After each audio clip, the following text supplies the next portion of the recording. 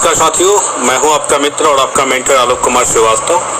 आज काफ़ी दिनों के बाद मैं लाइव हुआ हूं और कुछ विशेष प्रायोजन है, इसी कारण से लाइव हुआ हूं। जैसा कि आप सभी जानते हैं कि बिहार में जो भी शिक्षक बहाली चल रही है, उस सारे शिक्षक बहाली में एक बात कॉमन है, ब्लाइंड केस।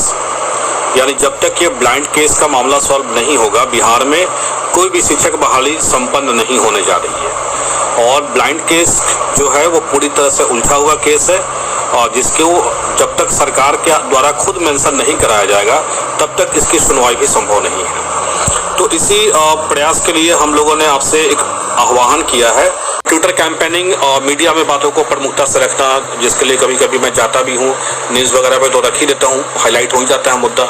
ईमेल और लेटर लिखने की भी बात हुई थी कि हम लोग ईमेल भी भेजेंगे ज़्यादा से ज़्यादा एक बार में कि दबाव बने। और दूसरी बात मैं आपको बता दूं, मैं गर्व से ये कह सकता हूं कि इस बार जो STT में जो लड़के क्वालिफाइड हैं, they are well qualified, well known. और मुझे कहते हुए गर्व हो रहा है कि मतलब इतना हायर डिग्री वाले लोग, मतलब देखता हूं मैं बीटेक, एमटेक और PhD कर रहे हैं लोग, वैसे लोग हमारे गुरु से जुड़े हुए हैं। ये गौरवान्वित होने का मतलब हमको महसूस होता है कि मतलब इतने अच्छे लोग, इतने पढ़े लिखे लोग हमें सपोर्ट कर रहे हैं। तो भाई आप बताओ कि आप STT पास हो, और STT पास जो बंदा है इस एग्जाम में एटलीस्ट इतना तो कॉमन सेंस उसके पास जरूर है कि वो सही क्या है और गलत क्या है, इतना वो जज कर सके। और अगर वो ये जज नहीं कर सकता है कि कौन सही और कौन गलत है, तो आई थिंक कल होके आप अपने बच्चे को क्या पढ़ाओगे कि वो जज कर सके अपने लाइफ में कि क्या सही होगा और क्या गलत होगा।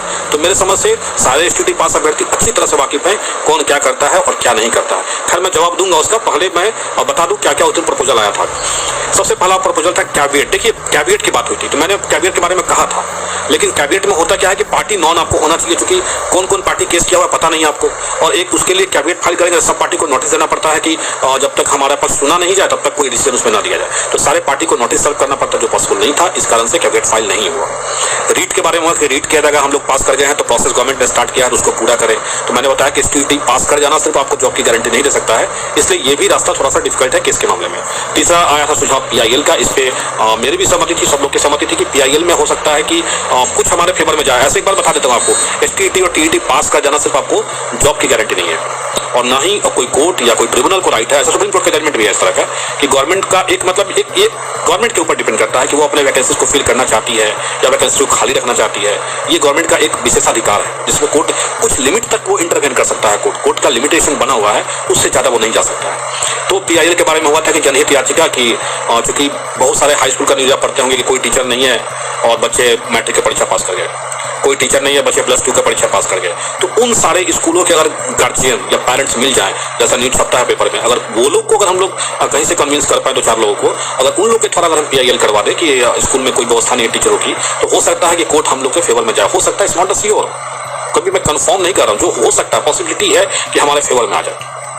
और नेक्स्ट आया था इंटरवेंशन का मुद्दा कि अब बहुत सारे STT पे केस हो रहे हैं, उसमें इंटरवेन करना है कि नहीं करना है। देखिए इस पे भी राय हुआ था कि सब लोगों ने कहा था कि इंटरवेन किया जाए, और चूंकि ये राय मैं थोपना नहीं चाहता हूं, तो 5000 लोग जुड़े हुए हैं।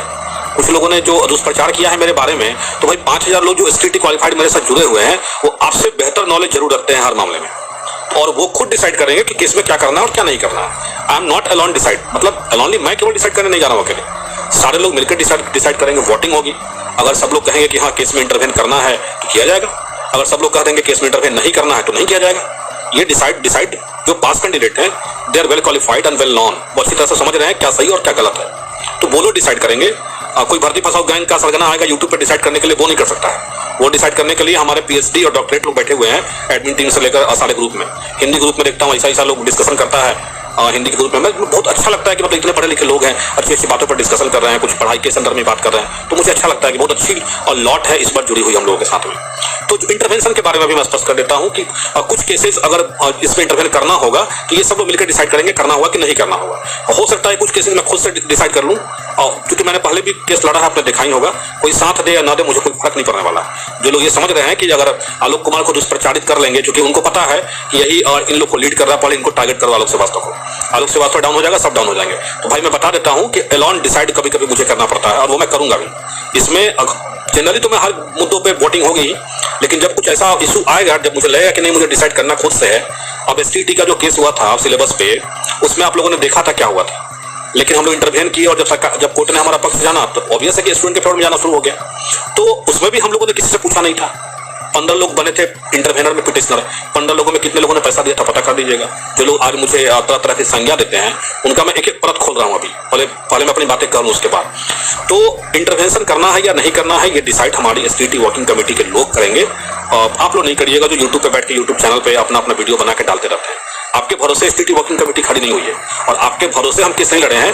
जो स्टूडेंट हमारे पीछे हैं उनका विश्वास है तभी हम केस लड़े हैं। और अगर केस लड़के पैसा कमाना मेरा अगर ये मोटिव होता तो आप बताइए, कैबिनेट फाइल करने के लिए बहुत पहले रिजल्ट जिस दिन निकला था उस दिन बोला था कि कैबिनेट फाइल करूंगा, लेकिन आज तक कैबिनेट फाइल हुआ नहीं हुआ, क्योंकि कैबिनेट से ज्यादा बेनिफिट नहीं होने वाला है। तो क्यों भाई I waste the money of the students, क्यों वेस्ट करूं मैं?